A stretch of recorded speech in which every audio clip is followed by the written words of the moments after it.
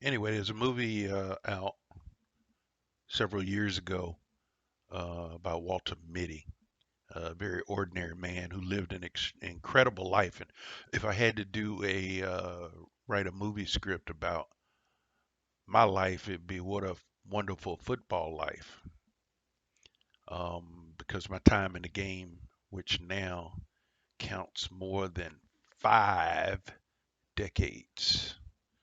Um, I'm 58 now. Started playing 8 years old flag football, Aragona Village back in Virginia Beach, the Mighty Dolphins. Um, from there, didn't get to play much of the rec ball because Virginia Beach always had weight limits, and I was always too big for that. Um, my uncle Butler tried like crazy to get me down to like 145 pounds so I could play with my cousin Virgil. And even to the point where I was running around the field at the weigh-in wearing one of those sweat plastic things, trying to sweat the weight off, and couldn't make the weight. And that was all part of a tug of war between Uncle Butler and my Maggie, who did not want me to play football. He told her that boy needs to be playing football and make him tough. And boy, was he right. Fast forward there, got to junior high, finally played in the ninth grade. And with my good buddy Al Parker, who lives right down the road. And we won the city championship. Shoot, guys on that team, Maurice Williams. Um, man, who was on that team? A lot of us went on to play at Bayside together, and the other half went over to Princess Anne. So if you kept that team together, we would have ruled Virginia Beach from that point through the early 80s. But anyway, Bayside, strong team, always had a great defense. Offense was okay. Uh, had incredible speed, and we lost every game my sophomore year. I got hurt that year, sat out um, half of that year with a broken foot, and it's probably the best thing that happened to me because I was a freshman. I really didn't. I mean, so as a sophomore, I didn't know anything about football, and I was just big and out there. Somewhere along the line, the light switch went on thanks to coaching of Bruce Beal and Bob Smith, and I guess I can tell the story real quick. One day I was in practice. I got frustrated because the guy was blocking me. And I just got angry. And I said, you know what? I ain't going to let nobody else block me. And I started whipping the crap out of guys in practice. And Coach Smith put one guy after another up against me in one-on-one blocking drills. And I was just whooping them all. And he got so frustrated. He said, can anybody out here block Mike Kraft? Nobody said anything. And so he's like, come on, we went on to the next drill. And as he ran by me, talk about a seminal moment in your life, Coach Smith leaned in and whispered, Kraft, if you play like this every day, you'll have your college education paid for. Ding! I never forgot that seminal moment because real quickly, as I went into coaching, I wanted to be that guy that helped turn on the light bulb for a young man like Coach Schmidt did for me. And so fast forward, that was 11th grade. Fast forward 24 months from that day, I went from a guy at practice, just being there, to Virginia Beach, all Virginia Beach district, all Tidewater, which I'll tell you is the hardest team to make, in my opinion. Second team All State, 4 year scholarship offer to University of Richmond. And the rest is history. Played ball there, launched a broadcast career that's lasted 40 years, um, 38, just under 40 years. Don't ask me to do math, people. People ask me all the time. I have 4 kids. They ask me, what are your kids' ages? I said, they're all different. Can't do that. I try. They're in their 20s. That I do know. I like to paint with a broad brush, as many people know. So, anyway, back to football. Um, my broadcast career at first was a divergence away from football. Kind of got burnt out by the end of my career at University of Richmond. I had an extra year, decided not to play because I had a torn rotator cuff. I think I'd injured every part of my left side of my body, and I was just ready to get away from the game.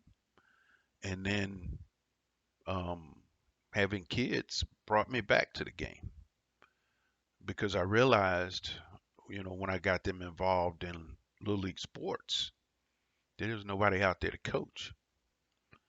And so um, I started coaching. Wasn't football at first. Sure, we had a little flag football team, but I coached indoor soccer, I coached basketball, I coached t-ball, and here again, that seed that was planted by Coach Smith, I wanted to continue to foster that in some of these young kids. And I remember one time in a indoor soccer game, and I'm coaching Marshall at the time, my oldest son, um, guess around 8 or 9 years old, and we're huddling up pregame or halftime or something, or even after the game, and I'm talking to the kids. And every time I coach the kids, if you see any pictures of me coaching that little league, the littlest level, I would always squat down and get to their level. And so I'm squatting down, talking to the team, and I feel a hand, and somebody has just reached out and grabbed my hand and is holding on to it.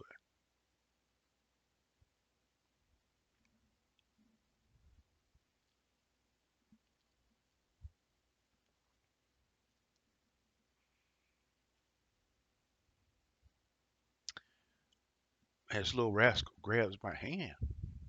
And I didn't say anything. I just looked at him. He's just holding my hand.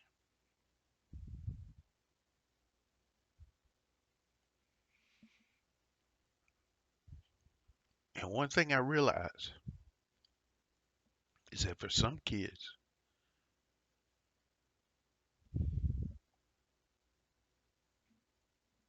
coach is everything.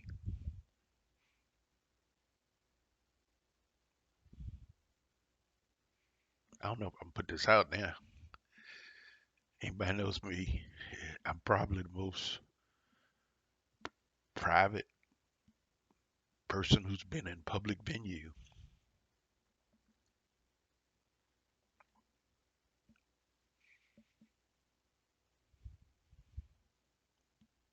And I rarely talk about me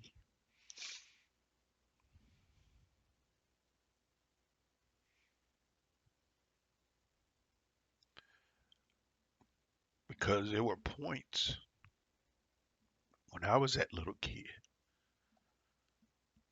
who was looking for that mentor. Don't get upset, women, but that male figure. And thank God I always had him. Going back to Uncle Butler, Uncle Bruh, Emil Winfield for the uninitiated, Coach Smith. I'm gonna forget somebody. Coach Beal, Coach Weaver, Lackland, Coach Shealy, Coach Marshall, and guys up through the ranks, even coaching contemporaries, guys that I'm older than, who have been supportive of me. Coach Maurice Flowers. Man, that guy and I spent more time on the board. Coach Wayne Starks, Coach Thompson, Coach Ship, Coach Acock, who gave me my first college coaching job, Coach Howard, Andrew Howard, Philip O'Berry. That dude has hired me more than once. And every time um, I needed a job in coaching, he offered it. When my 18 years with the Panthers ended, called him 3 days after that. He said, "Come on and coach." Not only that, that led to a teaching job. You know, I salute all those coaches, guys with the Panthers. Jim Skipper, who I consider one of my all-time great mentors as a running backs coach. Fortunate enough to get advice from him when I was coaching running backs at Johnson C. Smith. And so here again, understand when we as coaches get out there, give our blood, sweat, and tears, and we correct mistakes, hold our players accountable, understand it's coming from a place of love. I'll close with this one thing.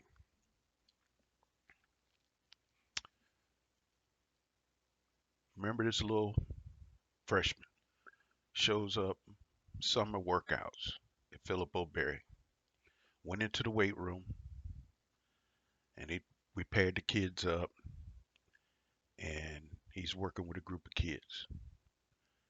He is by far one of the weakest individuals I've ever seen step in a weight room. I think we may have had 10 pounds on a curl bar, and he could not get it done. And he looked frustrated. And I knew at that moment, if I didn't react, that would probably be his last day in the weight room. And so I went over to him and I said, "Hey, it's not important how much weight you lift. It's important that you learn the technique. Let's take all that weight off the bar and just curl the bar." And he could barely do that. And he got a couple reps in, and I think he was done. And I leaned over in his ear and I said, "Young man, this will be the weakest you have ever been." I said, "If you come tomorrow, you'll be a little bit stronger. And the next day, you'll be a little bit stronger." And what'll happen the next day? I asked him. And he said, "I'll be stronger." And I said, "As long as you don't quit." Now, I'd love to tell you that he went on to be All American playing at a Power 5 school. He did not. But let me tell you, that young man became one of the brightest students in that school. And I know for a fact he graduated. And I know for a fact he went on to higher education. So understand, it's just like when a woman cannot carry a child to full term, they get a surrogate mother to come in. And that mother carries that child to full term and then presents that baby to that woman. And in coaching, we have to have surrogate belief. You don't believe in yourself. You've never done anything. How do you do something you've never done as a young player? But as coaches, we've seen hundreds of young players go from point A to point B. So our belief is strong. And we'll carry that belief for that young man until he believes in himself. And then when he gets hold of it, he's off and running. And it's not always on the football field. Sometimes it's in the greatest game of all, the game of life.